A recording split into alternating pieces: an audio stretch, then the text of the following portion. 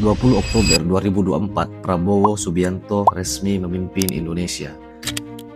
Di atas panggung, janji kampanye terukir angka monumental, 19 juta lapangan kerja baru dalam 5 tahun. Angka itu bukan sekadar target, ia adalah simbol harapan bagi jutaan pencari kerja, legitimasi politik bagi rezim baru, dan ukuran moral bagi seluruh kabinet. 1 tahun berlalu, pertanyaannya bukan lagi mampukah, tetapi maukah kita mengakui bahwa kita sedang dibohongi oleh angka?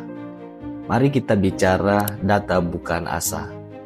Badan Koordinasi Penanaman Modal mencatat penyerapan tenaga kerja dari investasi periode Januari sampai September 2025 baru mencapai 1,9 juta orang. Jika kita pakai kalkulator paling sederhana sekalipun, 1,9 juta per tahun dikali 5 tahun hasilnya hanya 1,5 juta. Itu pun dengan asumsi pertumbuhan investasi linear yang jelas tidak realistis.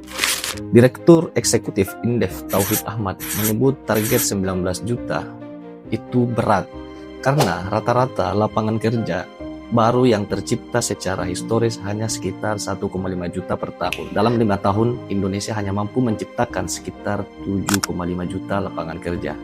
Kurang dari separuh janji yang diucapkan.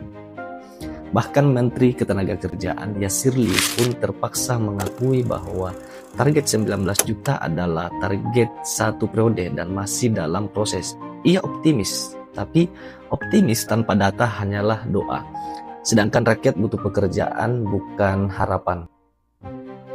Asosiasi Pengusaha Indonesia dengan terus terang mengatakan target ini tidak realistis. Dengan pertumbuhan ekonomi 5%, Indonesia hanya mampu menciptakan sekitar 10 juta pekerjaan.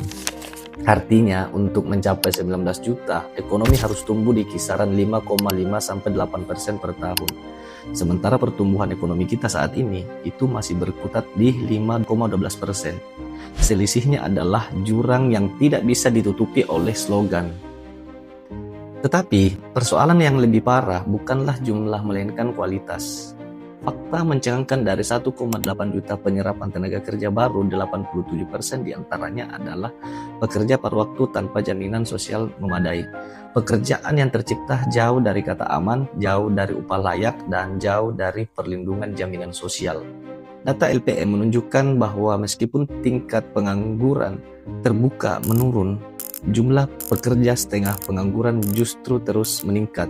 Sebanyak 19,6 juta pekerja ingin menambah jam kerja karena pendapatan mereka rendah. Mereka bekerja